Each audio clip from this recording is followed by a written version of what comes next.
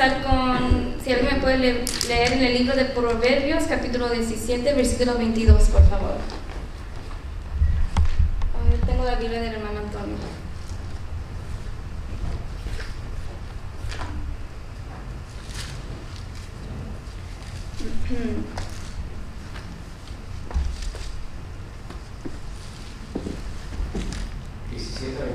Proverbios 17, 22.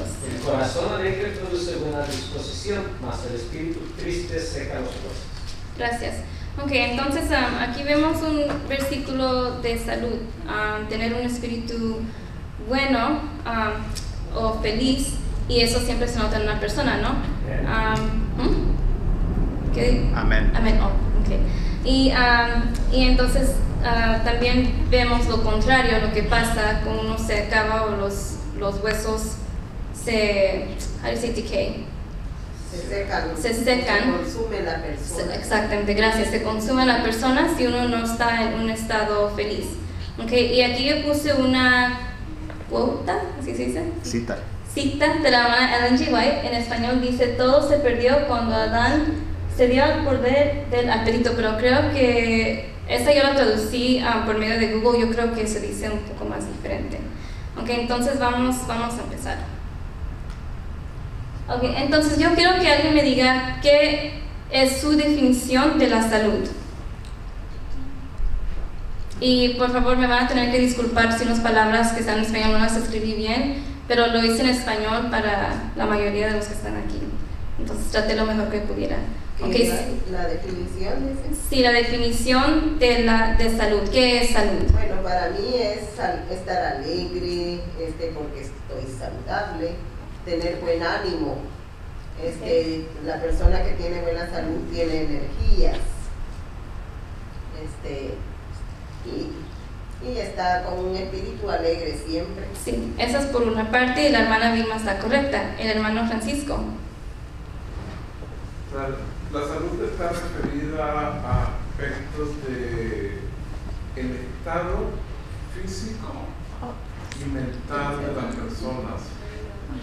Exactamente. Son dos elementos. Y como lo mental, o sea, nuestra actitud ante la vida, nuestra actitud ante la forma de cómo comportarnos y cómo llevar la vida, va a incidir sobre nuestro estado físico. Precisamente hoy en el almuerzo con el hermano Antonio y el hermano Tomás hablábamos precisamente, hay unos videos de un señor, no voy a extender un poquito, un minuto nada más, toda la mitad. No, está bien, hermano, toma su tiempo. Que es científico, pero un científico creyente en Dios, y él dice que solamente el 1% de todas las enfermedades que los hombres, mujeres, la humanidad sufre, está referido por algún virus o lo otro, y que el 90% está referido a la forma en que el hombre lleva su vida, haciendo referencia a su comportamiento, a sus hábitos de consumo, a la alimentación, hábitos de comportamiento, cómo te relacionas a lo otro, cómo incide en que él va a estar sano física y mentalmente. Exactamente, gracias, hermano.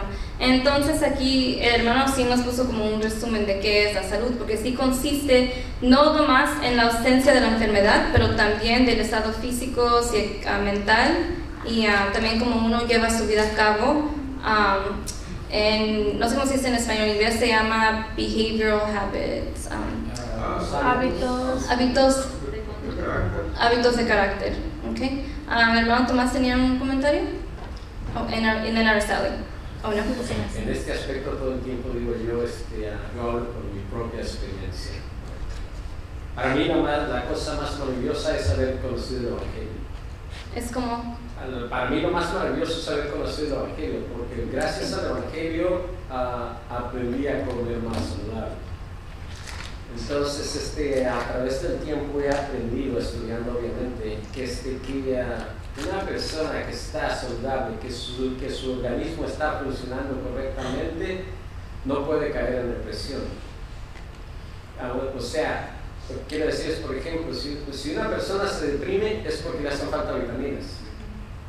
Y desafortunadamente la depresión depresión, ¿cómo se dice?, altera tanto el organismo que le pueden llegar más enfermedades todavía. So, es muy importante, primeramente, tener el cuidado de nuestro organismo para que nuestro organismo esté funcionando al máximo y así todas las demás enfermedades, como lo decía un hermano de El Salvador, psicosomáticas, no entren en nuestra vida. Ok, gracias. Ok, entonces ahí nos estamos yendo más o menos algo específico y lo que dijo el hermano Tomás sí es muy cierto. Lo que yo les traigo hoy en la lectura es qué es la salud como en un, how do you say broad? Aspecto amplio. En un aspecto amplio, que es muy básico. Ya después, cuando pase el año, unos meses, les voy a traer lecturas que son más enfocadas en el estado mental y también las enfermedades crónicas y también, como dijo el hermano Tomás, cómo uno se alimenta. Y es cierto, cuando nosotros de adentro no estamos bien, las enfermedades psicosomáticas se reproducen aunque uno no lo quiera. Ok, sigamos adelante. Entonces, la Organización Mundial de la Salud define la salud como lo dice acá. Le voy a pedir al hermano Tomás que me lea, por favor, la frase. La salud es un estado de completo bienestar físico, mental y social. Y los... por eso les dije que se acerquen. Yo dije estoy saludable, pero no tengo... Y no simplemente la ausencia de enfermedades o estar enfermo. Es casi como lo que dijo el hermano Francisco. El disfrute del más alto nivel posible de salud es uno de los derechos fundamentales de todo ser humano, sin distinción de raza, religión, creencia política, condición económica o social. Gracias. La mayor riqueza es la salud. Oh, ok, thank you. Eso además fue foto que yo la incluí. Ok, entonces aquí vemos que la Organización Mundial de la Salud define la salud que es un estado completo, como ya dijo el hermano Francisco, bienestar físico, mental y social también. También la Organización Mundial de Salud dice que el disfrute del más alto nivel posible de salud es uno de los derechos fundamentales. Okay. Entonces, no sé por qué no podemos ver también qué significa eso.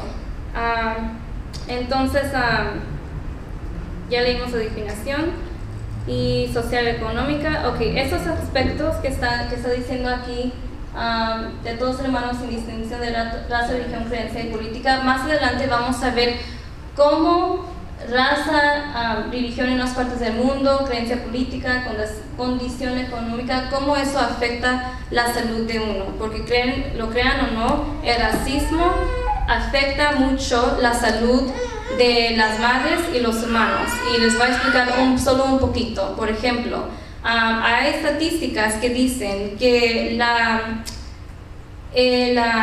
do you say infant death rate? Infant death rate. O la muerte infantil. La muerte infantil es más alta en una mujer de color que sea educada, que tenga un título, es más alta que una persona que sea, que una mujer que es blanca y que no tenga ni el graduado de la high school, o sea, que no tenga ningún título. Todavía esa estadística todavía está en la actualidad muy alta. ¿Y por qué? Por los estreses del racismo. Y también más adelante les voy a presentar cómo por lo que uno pasa afecta hasta cuando el bebé está dentro del vientre de la madre. Todo lo que siente la madre, lo que ha pasado, todo afecta al niño, y ese niño o niña sale afectado por todos los estreses, y luego nos preguntamos por qué muchos niños sufren de unas enfermedades. Ok, sigamos adelante. Entonces vamos a ver qué dice la palabra de Dios, y quiero que todos leamos al libro de Salmos, capítulo 38, versículo 3. Y si alguien me puede leer en español.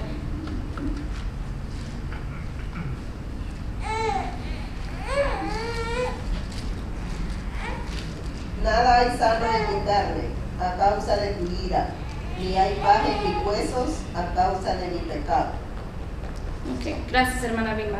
Ok, entonces aquí vemos, pero me gustaría analizar un poco más este texto. Quiero ver si el hermano Antonio tiene, si su Biblia tiene las notas aquí adentro de la hermana Ellen G. White. Si no, ok. Ok, no. Ok, bueno pues. La primera parte dice, aquí tengo las notas. Nada hay sano en mi carne, ¿no? A causa de tu ira. La depresión mental cuenta con el marco corporal.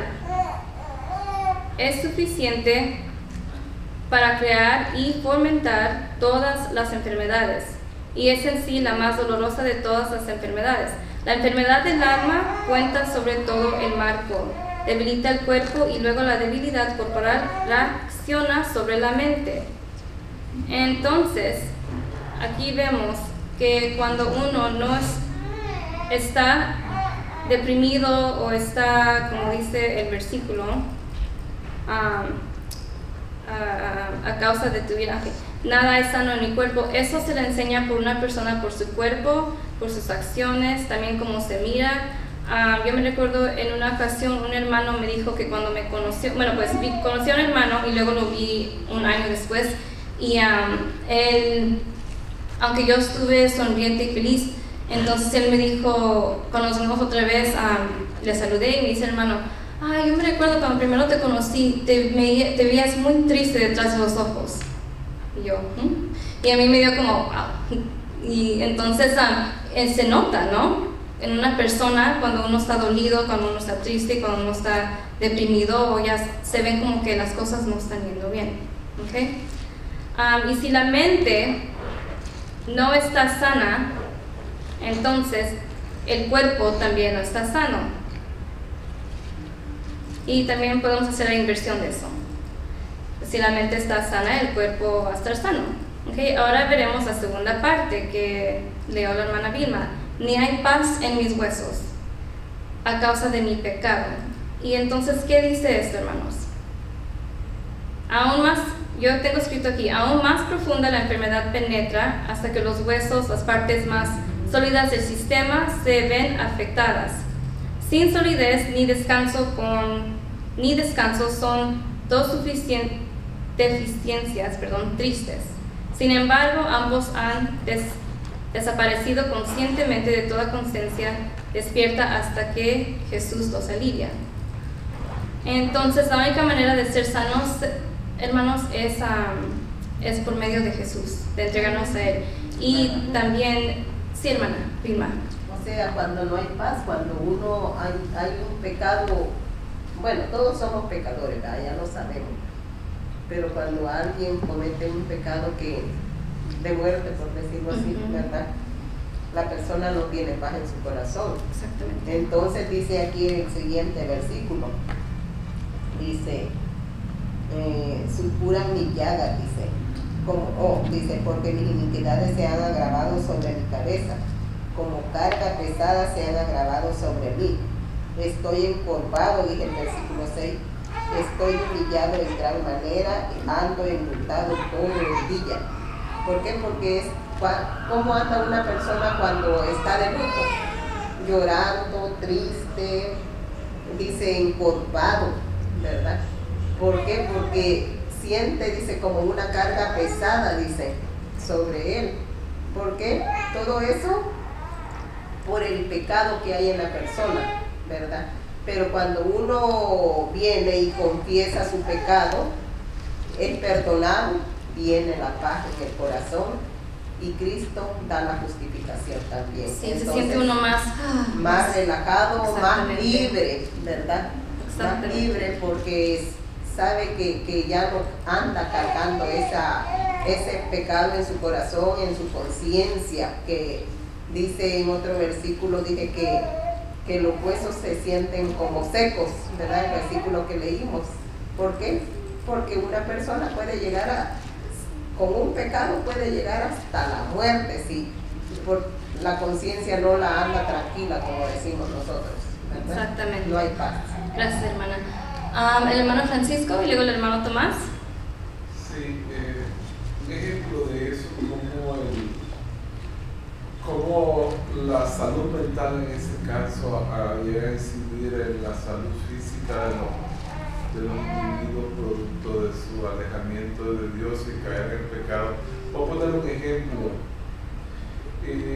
Es algo conocido en cualquier parte, digamos, la gran cantidad de soldados que participan en la guerra, que regresan ilesos físicamente, sin ninguna herida de bala ni nada, pero que posteriormente sufren de grandes traumas, Sí, y enfermedades mentales porque y eso es triste. fueron testigos y en algunos casos partícipes de grandes crímenes contra la humanidad, contra los asesinatos, esto, lo otro, o el de vivir en el trauma de la guerra en que en cualquier momento podía ser de que podía caer muerto, herido, malherido, y entonces cuando vuelven a un estado de la sociedad normal, ellos viven como un estado de ansiedad, de persecución.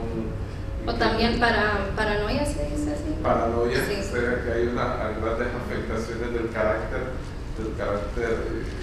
y de las emociones de los individuos, y el estar alejado también de Dios, eso le lleva a eso. Exactamente. Hermanos, yo conocí a un joven que él estaba en el ejército y él nunca hablaba de lo que hacía en el ejército, o los entrenan a cuando regresen a sus casas no decir qué es lo que vieron, qué es lo que hicieron o qué es lo que lo pasaron. Pero yo sé que una de las cosas que hacen en el ejército es cuando están en guerra y cuando caen las bombas y cuando hay pedazos de cuerpos por toda parte, hay un equipo de no sé cómo se dice en español, pero es un equipo de hombres. ¿Rescatistas? No son rescatistas. Ellos van al sitio donde están los cuerpos, porque lo que están haciendo es buscando a un enemigo. Lo que hacía este joven es recogía las partes o las manos y se llevaba, o dedos, ya si estaban en pedazos, se los llevaban al campo y ahí los pasaban por pruebas para identificarlos. Sí. ¿Cómo se llama, hermano? ADN. ¿Cómo? Sí, es el DNA. Del DNA. En español. Ok, en español se dice DNA, ok. Entonces, yo me imagino que ella. Es el DNA. El DNA. No sé cómo lo decían, no me dijo cómo, pero ese era su trabajo. Y yo me quedaba pensando, qué horrible es ir una persona en medio de pedazos de cuerpo destrozados, recoger a una mano, una pierna o lo que sea, y todo eso se queda en mente, y tirarlo detrás de una troca, llevárselo a su campamento para hacer exámenes, a ver si esa persona era el enemigo o no. Qué feo es eso. Y luego con todo eso en la mente y no durmiendo bien, porque los del ejército no duermen bien, se tienen que quedar despiertos por si viene el enemigo por días. Entonces sí, pasan por unos, ¿cómo se dicen? Trastornos, muy feos. Trastornos, sí. ¿Alguien más, el hermano José, tenías algo que decir? No. ¿Ya? No me recuerdo si es en Proverbios o en Eclesiastés, pero hay un versículo que dice: yo soy el hombre que ha sido consumido por causa de su vida. O sea, quiere decir que su cuerpo se está destruyendo porque no ha podido controlar su carácter. Y también por el pecado. Y como ya hablando a lo que dijo la hermana Vilma, de cuando uno siempre está, como dije, culpable de algo y se le nota en el rostro, ¿no? Entonces esto me recordó de una frase que nos decía, yo la vi mucho de niña y es muy común en la cultura latinoamericana, que nos decían, por eso te está castigando Dios, ¿no? Y entonces ya de adulta me hace reír, porque sabemos que Dios no castiga. Entonces tenemos que sentir el amor divino de Dios, que es venir a Él para que nos podamos arreglar por dentro y estar más saludables. Y tengamos en mente que una frase así no es verdad. Dios no nos castiga. Entonces sigamos adelante. Si te portas mal, Dios te va a castigar. También algo así, ¿no? Pero Dios no castiga a nadie. Dios nunca te deja, nunca nos deja. Nosotros somos los que lo dejamos a Él. Y cuando lo dejamos Y no es decir que dejemos nomás a la iglesia o dejemos la fe o nos sacamos de la iglesia. Dejar a Dios es también decir, venimos a la iglesia, nos sentamos con los hermanos, participamos, nos vestimos bien, pero en tu vida cotidiana, en tu vida personal, no estás cumpliendo con las órdenes o los principios de Jesús. Eso también es dejar a Dios, porque ¿qué pasa? Eventualmente, ya poco a poco no te empieza a importar nada, no quieres llegar a la iglesia a tiempo o no quieres venir para nada, y el demonio te viene a atacar un poco y te lleva llevando. Eso es también dejar a Dios, porque uno no tiene que decir renuncio a mi membresía y dejo la iglesia. No nomás es eso, es también en tu vida personal lo que está pasando, por lo que estás pasando, y cómo es que vienes tú a Jesús para alimentarte con cosas espirituales. Y yo he oído también, me dijo mi hermana Ruti, que una vez ella está haciendo obra misionera, le habló a una joven, que esa joven se sentía muy mal por todo lo que había hecho, que ella sentía que ni se podía ponerse de rodillas porque no se sentía como digna de hacer eso. Entonces yo quedé, wow, qué feo es sentir que uno ni se puede venir de rodillas por tanto pecado que sufre uno por dentro. ¿Ok? Entonces, también, ¿qué podemos hacer para esto? ¿Qué más nos causa una enfermedad así por dentro? Nos quejamos, hablamos de otra gente, chismeamos, vamos con la hermana o el hermano y le decimos, fíjate que mi hijo, mi sobrina, mi niño o mi hermana hizo esto y lo otro, y luego una persona se le cuenta a otra persona, y entonces también eso que hacen.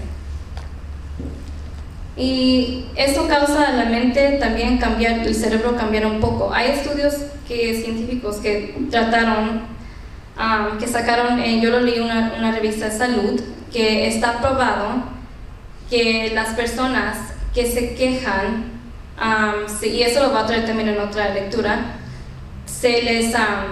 una parte del cerebro, no sé cuál hormona es, no me recuerdo, pero lo tengo en otro estudio. Eso causa que la persona sea más amarga en su vida. Y luego eso también, pues uno sabe, una vida amarga no es buena. Y también eso, como esa frase que es muy popular, dice misery loves company, la miseria le gusta la compañía. Eso, hermanos, es muy, muy cierto. Yo he tenido unas amistades que son miserables en sus propias vidas y por todo es negativo, todo. Y eso, hermano, uno no quiere eso en su vida. Estando cerca de Jesús se evitan esas cosas. Pero si en una manera queremos o expectamos que Dios nos ayude, tenemos que sacarnos de un ambiente de chisme, un ambiente de platicar de otros, y tenemos que venir más a una oración. Ahora, si nosotros decimos, bueno, pues yo oro 5 o 6 veces al día, yo oro 3 veces al día, que bueno, oren más. Tenemos que siempre estar en oración. Yo sé que hay muchos aquí que sufrimos por nuestros hijos, pero con la oración, hermanos, no paren de orar, no paren de tener esperanza, porque sí hay esperanza. ¿Okay? Sigamos adelante. Y les voy a enseñar algo que encontré que es muy interesante. Esto es básico, ¿no? Hay otros que son más detallados, pero este es la transición epidémica, ¿okay? Levante la mano el que ha escuchado de este fenómeno. ¿No han oído esto? Tal vez no. Ok, esto yo lo aprendí por medio de la escuela, pero también busqué más estudios, y esto es algo que presentó para las personas que están haciendo trabajo en la salud pública. Ok, bueno, pues en resumen, es decir, que el mundo se ha cambiado de un estado de enfermedad infecciosa a enfermedades crónicas. Okay. Las enfermedades infecciosas son causadas por microorganismos patógenos, ¿se dice así? Sí. Okay. Patógenos, como bacterias, virus, parásitos o hongos. Las enfermedades pueden transmitirse directa o indirectamente de una persona a otra. Okay. Las enfermedades zoonóticas Zoonotic. Ok, no sé cómo explicarlo. Okay. Bueno, pues son enfermedades infecciosas de los animales que pueden causar enfermedades cuando se transmiten a los humanos. Así es en español. En inglés se dice zoonotic. I don't know how to say zoonotic in English or in Spanish. Okay. Bueno, pues hay enfermedades de esas también que en los tiempos antiguos, cuando apenas estaba desarrollando la salud pública, vemos que por los feces, los descargos de los animales que estaban quedando en la agua y las personas tomaban, se enfermaban con infecciones graves y eso se pasaba de persona a persona. Okay. Ahora en estos tiempos actuales, estamos en una etapa de las enfermedades crónicas. Y las enfermedades crónicas se definen en términos pues, generales como afecciones que duran 1 año o más y requieren atención médica continua o limitan las actividades de la vida diaria. Las enfermedades crónicas, como las enfermedades cardíacas, el cáncer, el diabetes, son las principales causadas de muerte y discapacidad en los Estados Unidos. Y estas son unos ejemplos de cómo era antes. Estas son las enfermedades infecciosas, la enfermedad crónica, que es lo que estamos pasando en nuestros tiempos actuales. Las enfermedades cardíacas, cáncer y diabetes son las 3 principales que causan la muerte en los Estados Unidos. El diabetes es el número 2 en todo el mundo que causa la ceguera, amputación y también la muerte. El diabetes causó a 1.6 millones de muertes en el 2005, frente a 1 millón de muertes en el 2000. Y más adelante en otras lecturas también les voy a traer algo más detallado en cómo uno se puede evitar el diabetes y cómo también se puede desarrollar.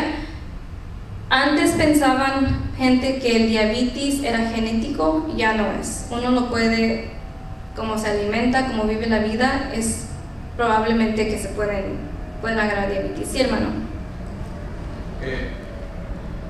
Hoy hablábamos precisamente algo parecido a eso con el hermano Tomás y el hermano Antonio, y yo le decía que en un estudio que yo leí sobre la diabetes, una de las causas que genera la diabetes no es está relacionado, una en relación al tipo de alimentación que el individuo lleva, va a incidir sobre eso fundamentalmente, pero lo otro es la forma en que lleva uno su vida mental. Ejemplo, el estrés está demostrado científicamente que es una causa generadora del diabetes, y que a veces el estrés caemos por elementos muy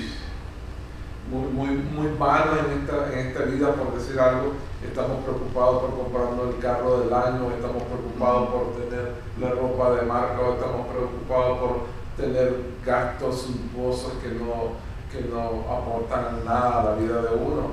Y entonces esta preocupación nos genera un estado de estrés, los trabajos generan unos estados de estrés, pero además de eso, el abandono mental del individuo, y que dice, está preocupado normalmente porque no tiene grandes amigas, los jóvenes, o porque no tienen tantos seguidores en el Facebook.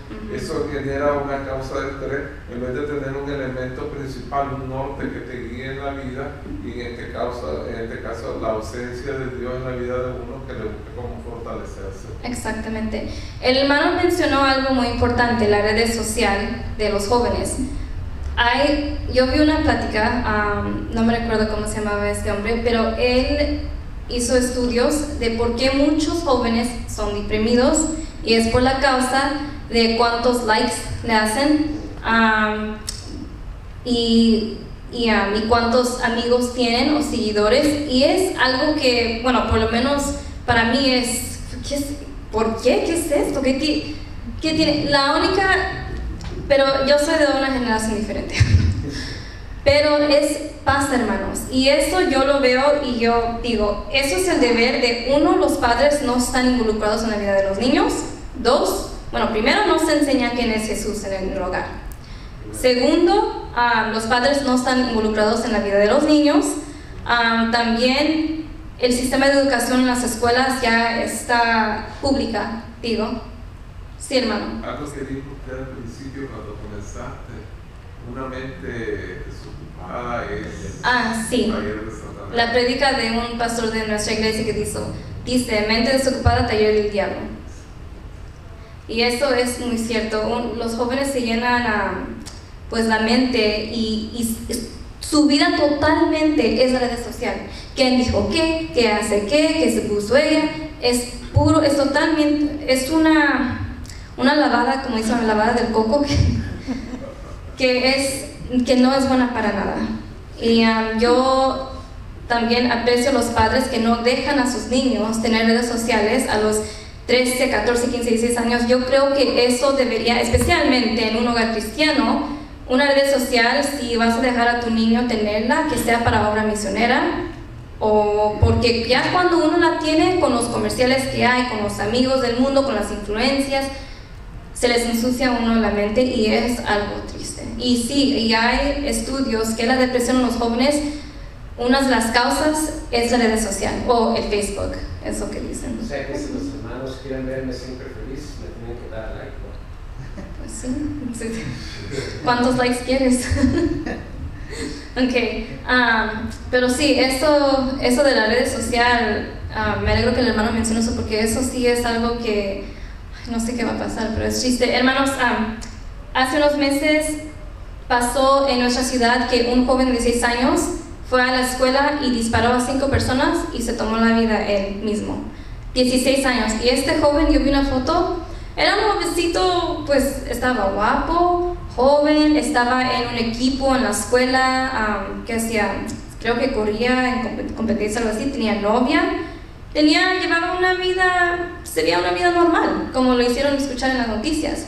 Pero ya cuando la policía estaba investigando lo que estaba pasando, entonces ya empezó a salir que, porque él no puso nada en las redes sociales, él no decía que estaba deprimido, pero adentro lo que estaba sufriendo este niño para haberse quitado la vida en su cumpleaños a los 16 años y llevar también, causó la vida de 2 o 3 otros jovencitos que fueron pronunciados muertos. Y yo me quedé pensando, pero qué vida tan terrible llevó ese joven por dentro.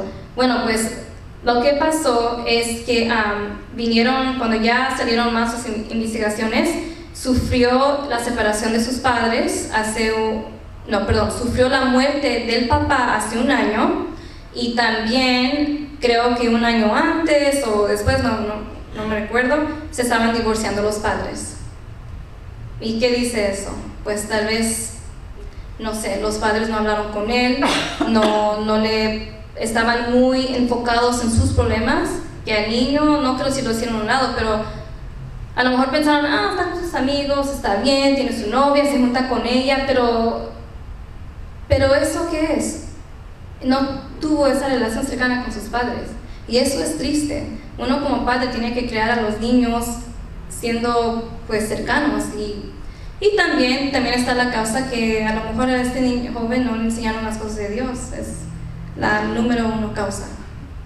Ok, entonces quiero que sigamos adelante. Tenía algo que decir aquí, ok. Entonces, más adelante, ok, ya dije eso. Ok, entonces vamos a ver, cuando estamos hablando de diabetes, yo estaba haciendo un estudio y leí o me di cuenta que hay millones de personas en los Estados Unidos que son prediabéticos y no lo saben, y simplemente se puede tomar un examen por la internet y ahí te dice que si cómo vives, cómo comes, que si estás a riesgo de ser diabético. Ok, entonces ahorita voy a dar un simple resumen de las etapas de la transición epidemiológica. Lo tengo que leer de aquí, o si no, no sé cómo decirlo. Ok, si alguien me puede leer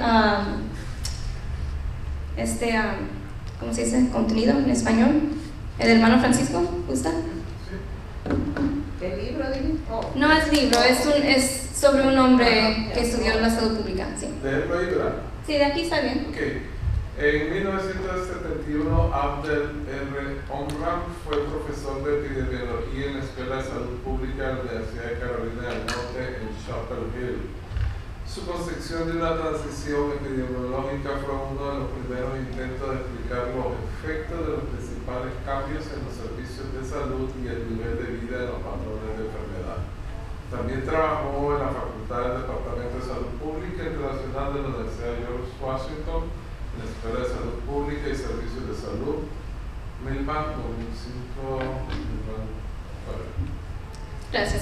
Sí, el final es nomás la cita de donde cita. Sí. Yeah. Ok, entonces este hombre, Amran, propuso tres transiciones epidemiológicas que tiene 5 etapas y 3 transiciones, pero se toma mucho tiempo yo lo estudié en detalle en la clase de la universidad, pero se toma demasiado tiempo. Entonces, solo para resumir esto, gracias a este hombre tenemos, Amran se llama, tenemos unas bases en el enfoque de la salud pública con estadísticas. ¿Y qué dijo él en 1961? Si alguien me lo puede, eso es lo que dijo él, si alguien me lo puede leer, por favor. Conceptualmente, la teoría de la transición epidemiológica se centra en el cambio complejo en los patrones de salud y enfermedad y en las interacciones entre estos patrones y sus determinantes y consecuencias demográficas, económicas y sociológicas. Ok, gracias, hermano Tomás. Entonces, este concepto propone una pregunta: ¿transición de qué a qué? Porque es una transición, ¿no?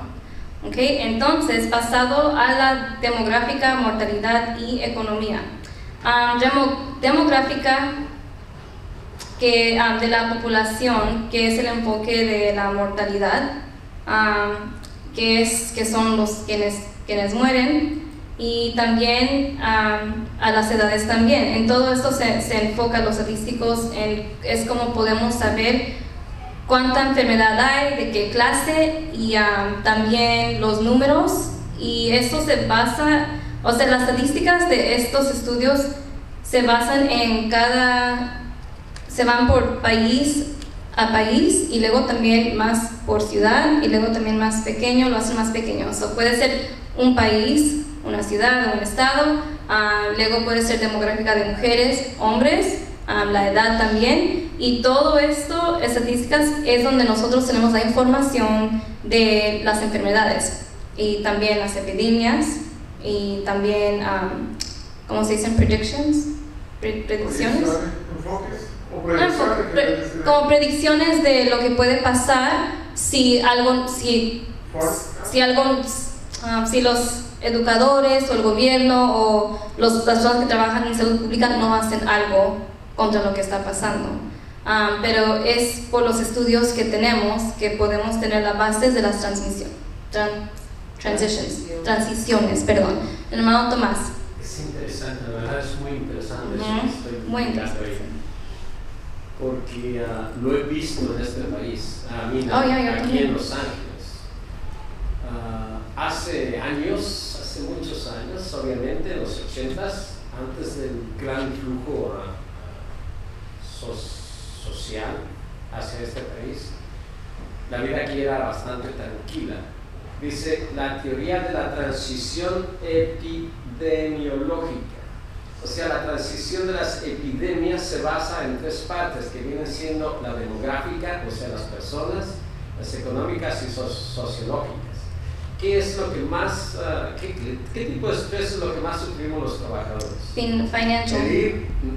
Es uno de ellos, pero el que vivimos diariamente es el tráfico. El tráfico vamos también. de casa al trabajo, del trabajo a la casa, batallamos con el tráfico. Y es una constante tensión. Para los que viven cerca, pues fácil, pero para los que trabajan, por ejemplo, yo que tengo que manejar 1 hora y a veces 1 hora y media en medio del tráfico, es terrible, y esto se debe por causa de la explosión demográfica que hay aquí en Los Ángeles. Ahora, ¿por qué razón está tan metida? Es el problema sociológico, es por causa de la situación económica. Porque si una persona estuviera económicamente bien establecida, no tendría que viajar para poder obtener para poder tener sus entradas económicas al alcance de su nivel de vida. No tendría que andar viajando a grandes distancias. El punto que voy es el siguiente: cuando en Los Ángeles se empezó a notar que el tráfico empezó a incrementar, se intentó resolver este problema evitando que los transportes grandes como los semis y los grandes vehículos trabajaran en las épocas pico, en las horas pico. De esta manera le daban la prioridad a los automovilistas, a los que iban en los autos, para que pudieran llegar a tiempo a su trabajo sin el estrés del manejo.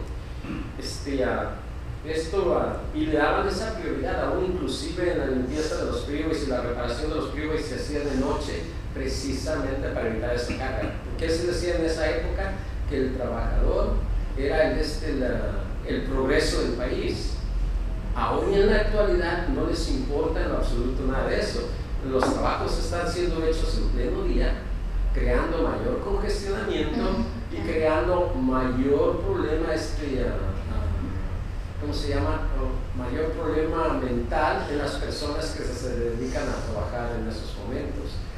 Es una realidad muy grande lo que está presentando ahí, porque se vive día con día.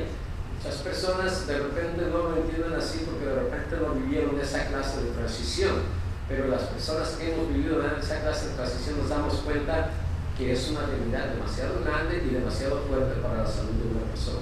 Sí, exactamente. Gracias, hermano Tomás. Y sí, es cierto, hermanos, también tengo toda una lectura en qué hace el estrés al cuerpo y a la mente. Es algo, cuando yo estudié esto en otra clase, yo me quedé pensando, wow, qué tan importante es tratar de vivir una vida sana sin estresarse mucho. Yo sé que hay cosas que uno se estresa que no lo pueden evitar, como la causa de sufriendo por sus hijos, por un familiar que esté enfermo, causas financieras, cosas así. Pero hermanos, tenemos que encontrar la manera de cómo aliviarnos de ese porque me estoy adelantando un poco, pero solo les voy a decir, el azúcar, como ustedes lo saben, y si no lo saben les voy a decir, el cuerpo lo produce naturalmente. Cuando uno lo come, se aumenta en la sangre. El azúcar también el comer azúcar en las comidas es también es adictivo, y también es lo que las células del cáncer comen más, es azúcar. El alimento. ¿Perdón, hermano? Sí, el alimento. Okay, las células cancerosas se alimentan por el azúcar. Cuando el cuerpo o la mente está debajo de tanto estrés diario y siempre están de una parte a la otra, no saben qué hacer, que yo he visto personas así, y no se toman un tiempo de parar, respirar, orar y pensarlo bien, ¿qué pasa con el cuerpo? Es que la hormona cortisol se aumenta en el cuerpo y se manda se manda del cerebro para relajar el cuerpo. Cuando el cerebro constantemente está produciendo esta hormona, glucosa, ¿se dice? Bueno, pues el azúcar en el cuerpo se aumenta más y se va por la sangre, y esto deja al sistema. La glucosa se aumenta más por causa de este hormón de estrés, y deja el cuerpo completamente abierto por dentro para que las enfermedades e infecciones se metan a los sistemas, al organismo, y uno se enferme. Y eso es terrible. También el preocuparse también, eso es también una forma de estrés, ¿no? Ok. Entonces, ¿qué nos dice este sitio que ahorita leo el hermano Tomás? Entonces yo pregunté, la pregunta, ¿transición de qué a qué? Basado en la demográfica, mortalidad y economía. Demográfica, que la población, que es yo ya leí todo esto, perdón. Ok, entonces la economía, como se está manejando el sistema de salud en esta área de enfoque, o sea, la economía, cuando uno se está enfocando de cómo es tu economía o financieros, se estresa más. Y yo, no lo han dicho médicos, pero yo lo veo así, el estrés es la número una causante de que el cuerpo se enferme. Y yo lo he visto, y para no mencionar nombres, está pasando ahorita en un familiar mío, que ya le dijo la doctora, si no te cuidas, si no te alimentas bien, ya tus niveles de sangre están en prediabetes. Y yo me quedé, wow. Y cuando uno tiene diabetes, esas medicinas, sí, les voy a presentar más adelante, porque hay una manera que sí se puede, ¿cómo se dice? Reverse. Se puede revertir el tener diabetes cuidándose. No es fácil, pero sí hay una manera. Yo conozco a una paciente que lo ha hecho y estoy tratando de ver si ella puede venir para hablar de su historia, cómo ella fue que se trató para no tomar las medicinas que les dio los médicos. Ok, entonces, si alguien me puede, esto también se trata de la transición epidemiológica. Okay, si alguien me lo puede leer, ¿can you read this? ¿Lo puede leer, hermano? No sé si se ve. Sí. Se me ve borroso para mí. Sí. A finales del siglo XIX, la teoría de los gérmenes de la enfermedad había madurado y desplazaba en gran medida la teoría del miasma sobre la base de la misma. ¿Será que lo del miasma es ahí? Perdón, ¿cómo? En la segunda línea dice, en gran medida la teoría del miasma. ¿Miasma? Sí, correcto. No sé si así se dice en español. Sobre la base de los avances científicos en bacteriología, química y medicina, así como en epidemiología.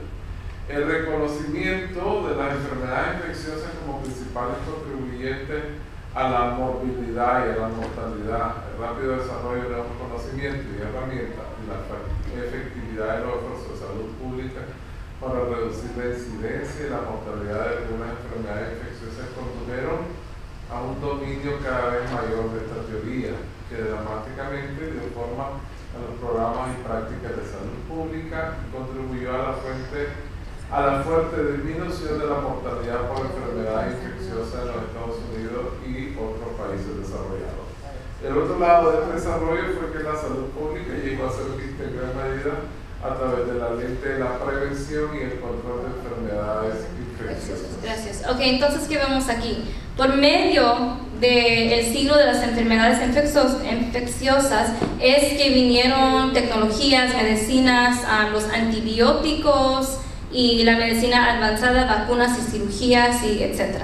Entonces, ¿qué vemos aquí? Que es que la medicina se estaba produciendo a un nivel rápido. Y eso es que trajeron a todas estas pastillas y los farmacéuticos se tomaron por encima pues la salud, no la salud, la medicina natural, porque es una manera rápida de controlar las enfermedades infecciosas.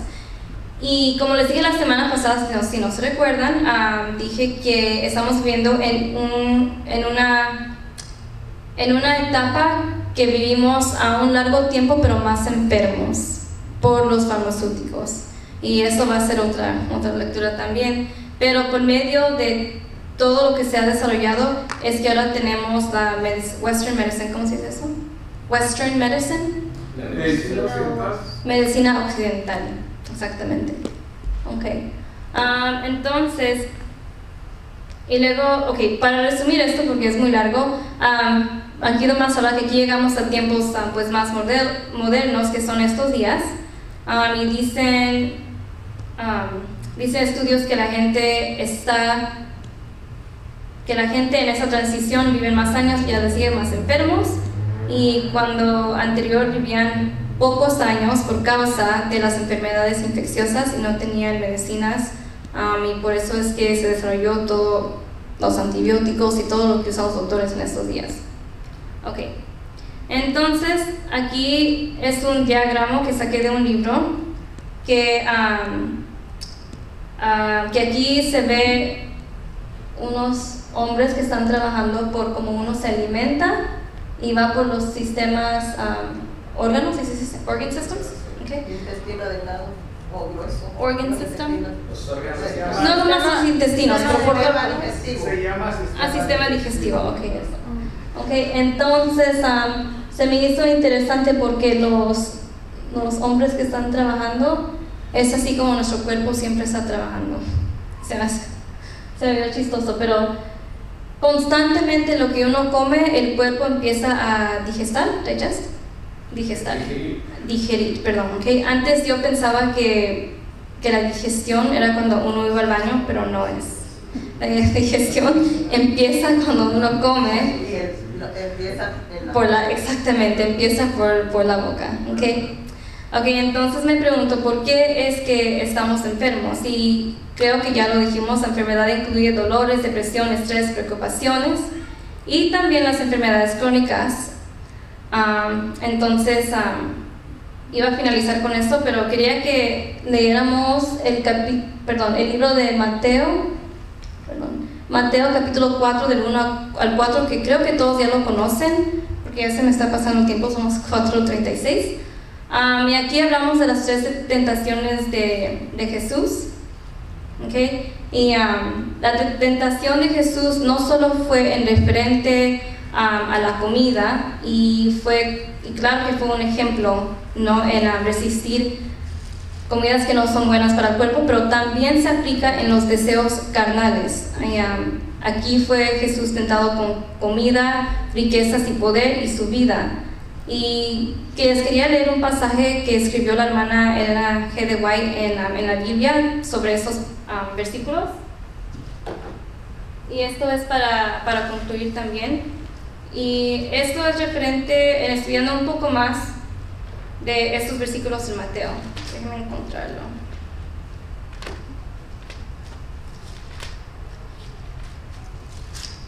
Mateo 1.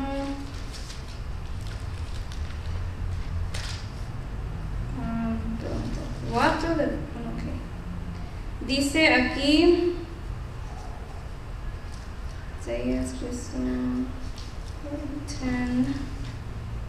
¿dónde está? Lo encontré porque estoy en la Biblia del hermano Antonio. Aquí está, ok. Aquí dice, una lección, y escuchen muy bien lo que dice, una lección para aplicar a nosotros mismos. Cristo fue nuestro ejemplo en todas las cosas. Cuando vemos su humillación en la larga prueba y ayuno del desierto a fin de vencer por nosotros las tentaciones del apetito, debemos aplicar esta lección a nosotros mismos al ser tentados. Si el poder del apetito es tan poderoso sobre la familia humana y su complacencia es tan terrible que el Hijo de Dios se sometió a sí mismo a una prueba tal, cuán importante es que sintamos la necesidad de tener el apetito bajo el dominio de la razón. Y aquí que sabemos que si el cuerpo no está sano, la mente, el cerebro usa los alimentos que nos ponemos en el cuerpo para que podamos pensar claramente. Si el cuerpo no está sano, el cerebro no está sano, la mente no está sana, no podemos decir ni lo bueno ni lo malo. Y también podemos ver el reverso, o ¿cómo se dice? Viceversa de esto. Sí, viceversa. Si el cerebro no está sano y la mente no está sana, el cuerpo no va a estar sano. ¿Okay? Y dice también, nuestro Salvador ayunó durante casi 6 semanas para poder ganar para el hombre la victoria en lo que se refiere al apetito. Los que se llaman cristianos, cuya conciencia es clara y tienen a Cristo delante de ellos como su modelo, ¿cómo pueden rendirse a la complacencia de aquellos apetitos que tienen una influencia debilitante sobre la mente y el corazón? Es un hecho penoso que los hábitos de complacencia propia a expensas de la salud y del debilitamiento de las facultades morales mantengan bajo el yugo de la esclavitud en la actualidad y una gran parte del mundo cristiano. Esto me hizo pensar mucho. Y hermanos, de veras, la salud no solo es lo que comemos y cómo nos alimentamos, pero la vida, el estilo de vida que vivimos cada día. El ejercicio es súper importante. Yo sé que muchos no tienen tiempo, pero por lo menos 30 minutos a caminar el día. Exceso de trabajo. Exacto, gracias hermana. Y eso también lo voy a prestar en la lectura. Sí me adelanté un poquito porque además quise traer las bases de qué significa la salud, pero cómo mantenerse saludable va a venir en otras lecturas, también las enfermedades.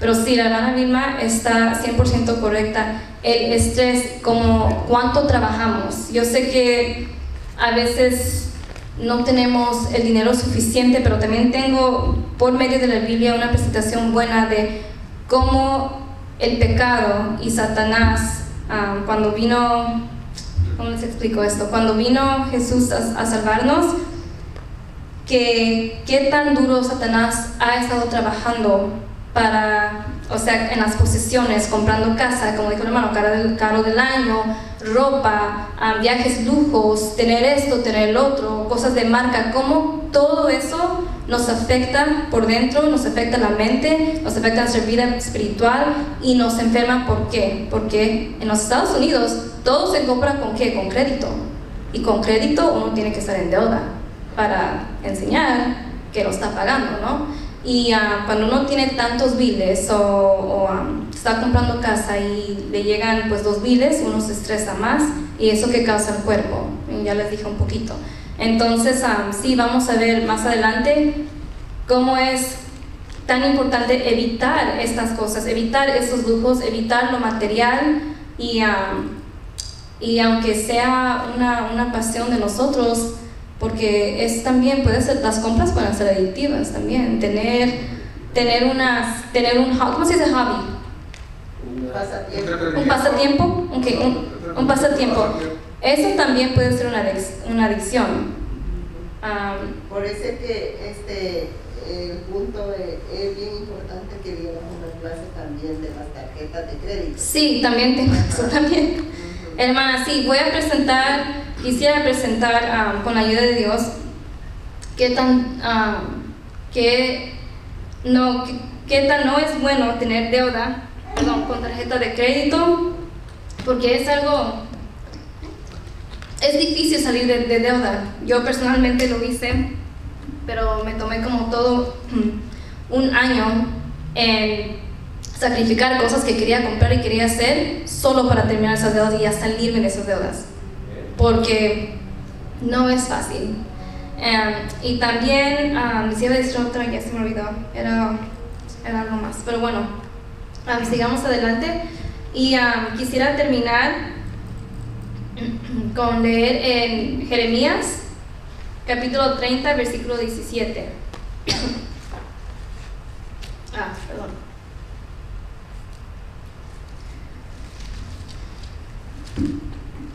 Y aquí hay una esperanza, si alguien me lo puede leer en español. Mas yo haré venir sanidad para ti y sanaré tus heridas, dice Jehová, porque desechada te llamaron, diciendo, esta es Sión de la que nadie se acuerda. Amén, gracias hermana.